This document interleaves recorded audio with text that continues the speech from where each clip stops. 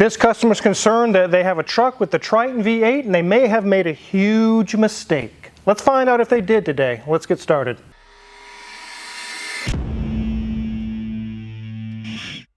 This is a 2009 Ford F-150. It does have a Triton V8. We're going to talk about that more in here in a little bit. This is a work truck, but as we go around to the back, you'll see some really cool stickers that we really enjoy.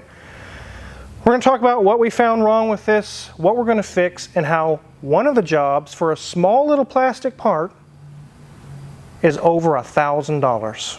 Let's take a look around this F-150. There are millions of these on the road, literally the very popular truck. And as we go around to the side, right away we can see a dent on the front fender. This is definitely a work truck. This is an XL model F-150, so it's not got all the options and all the gadgets. It's just your basic truck. The bed seems to be in good shape. It has a little bit of rust at the rear wheel well there, but otherwise pretty nice. As we come around to the back, you can see some tiny little stickers and things above and below the tail lights. We can see our Ford emblem is missing, but the tailgate is not beat up. A few little hail dents here or there, but nothing too serious. Baby shark doo doo doo doo doo, baby shark doo doo doo doo doo, baby shark. Wizard, let's stay with your day job.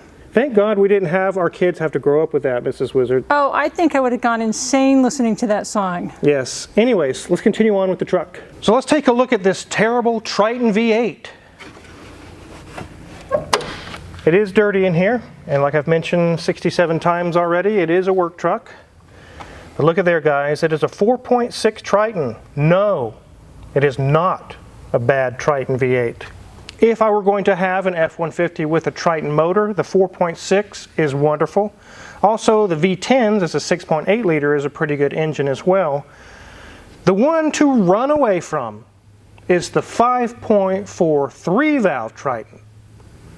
That is a bad engine. Here's a picture here of those little toy clackers when we were kids. You guys remember those? That's what your engine sounds like if you buy one of those 3-valve 5.4s. Guaranteed. This one doesn't have that sound, and luckily the customer is very relieved. This Triton V8 is a good one. It is not the trash engine. So very good choice. I would be very happy with this truck.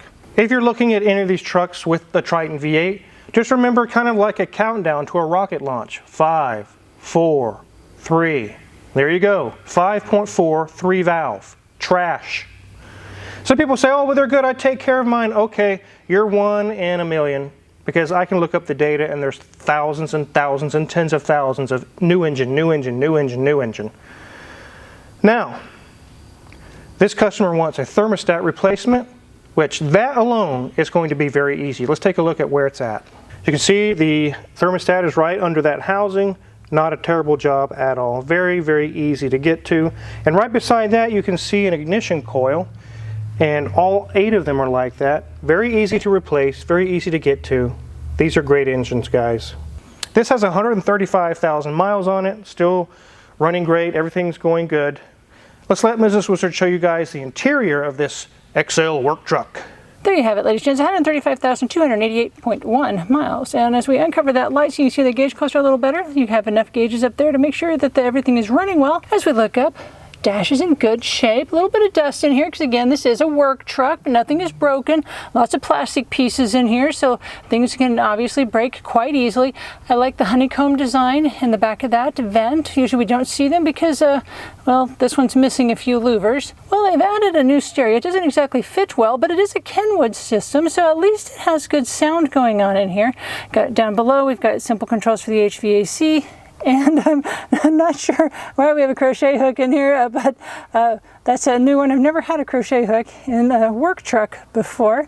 But as we move down, okay, it looks like we've got, you know, water bottle. We've got a big cup holder there that does slide under the middle person's seat. You can see there's a little bit going on that seat there, and it shows up much better on camera than it does in real life. One thing that is interesting is we're so used to having an armrest here, and this is not an armrest. This is the middle passenger seat. It does not change. It doesn't move. This is where they sit. We do have a passenger seat. They have a CD over there, and what are they listening to today? Robert Plant, nice selection there. As we go to our door card, got a little bit of marking on there, but again, it's not broken, and that makes sure that it is quite functional. Headliner has a few little blemishes on it. Must have had the window open when it was raining. Not sure why you'd keep the window open, but that's the way it is. And as we are back to our steering wheel, one thing I am liking is right over here, we have a coin holder. I've not seen that before. I guess it's nice if you need to keep track of some quarters. But here we are at that steering wheel. Simple controls for that cruise control, and that is it. It's got the Ford logo in the center there, but that's all we got. Let's go ahead and get this up in the air and see what's going on the underneath.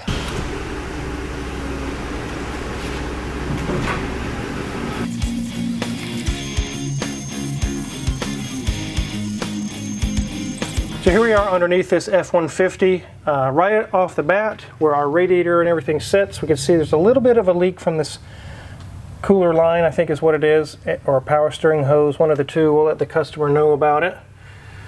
But nothing too serious there, no antifreeze leaks or anything. The customer did put new brake pads on. He asked us to check his work, so we'll check that out real quick. We can see some brand new pads in there. I don't feel any loose bolts or anything. Looks like it was done well. The brakes feel well as well. So I don't see any issues there. Our strut is good. Sway bar link is good. Steering rack is not pouring out fluid. Go to the other side. Strut is good. Rack is good. Sway bar link is good. And looks like he did a good job on those brakes as well. I don't see anything loose. Yeah, looks fine. I really like it when a car company thinks about the mechanic or the oil change person who's going to be doing services. Just like with this oil filter here. You can see it's covered up with a plastic plate, so when you loosen the oil filter, the oil drains on this plate and goes forward and pours into your drain and not all over the steering rack.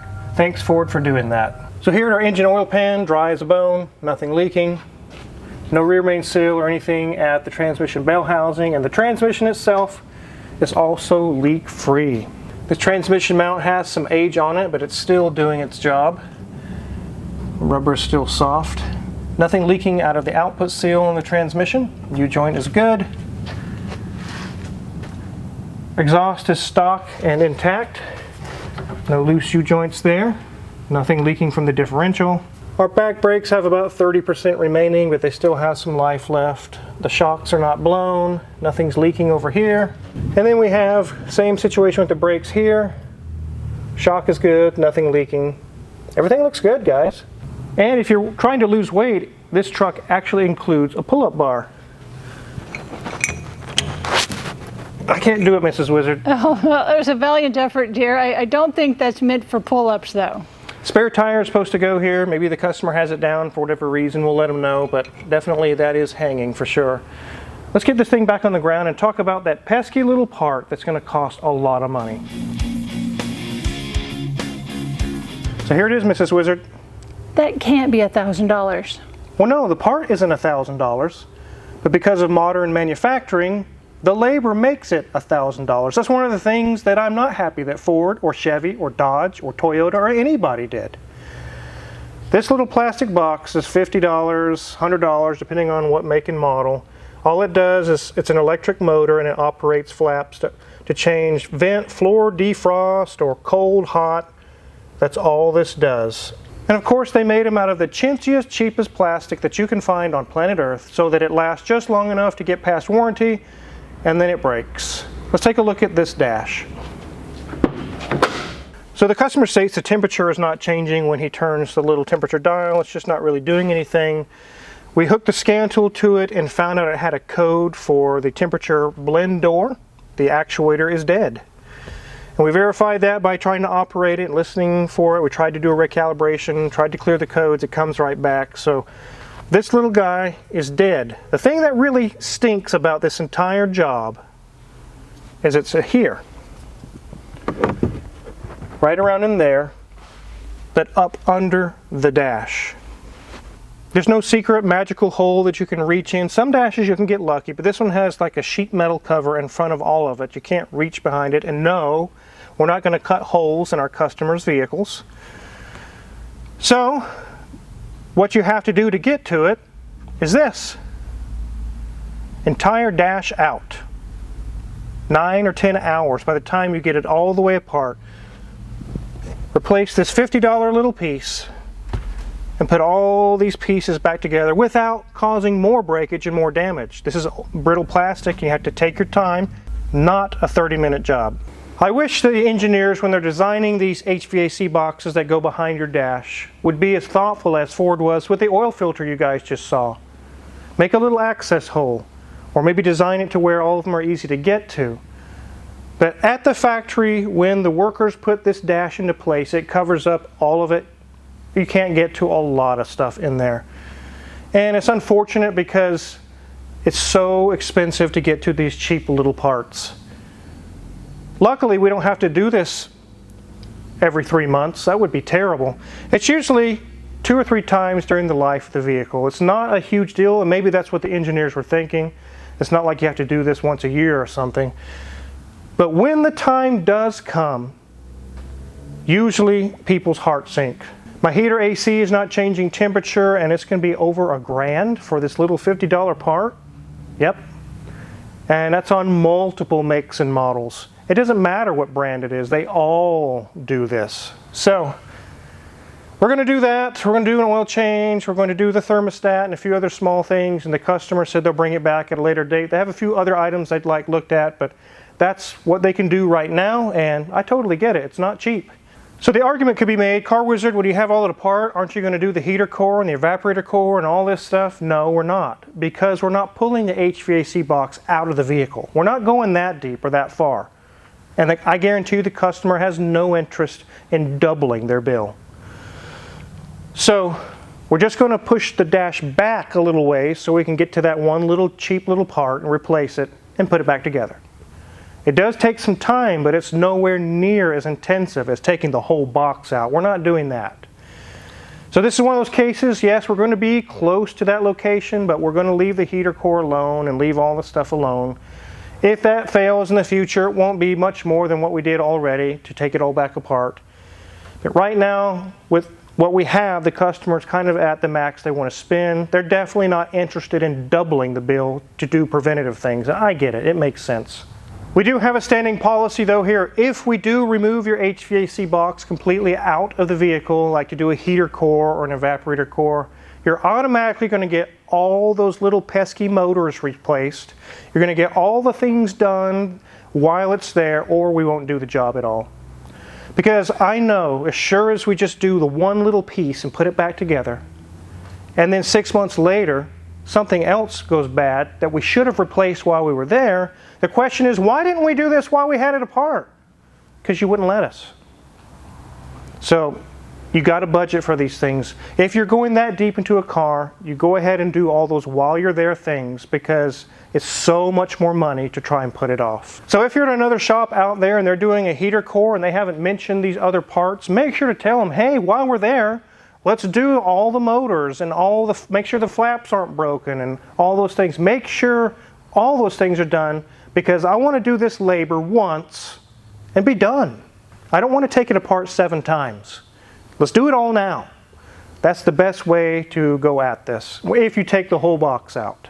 If you're curious what kind of tools we're going to use to dive into the dash of this F-150 or work on any other cars in the shop, check our Amazon affiliates link in the description below. A lot of the tools we use in the shop are for sale there. They're tried and true tools we really do use every day in the shop. And if you purchase any of them, we get a small cut, and we really do appreciate it. And the schedule is just filling as we speak, so that means tons more videos for you guys. Thanks for watching. Hit the subscribe button, guys.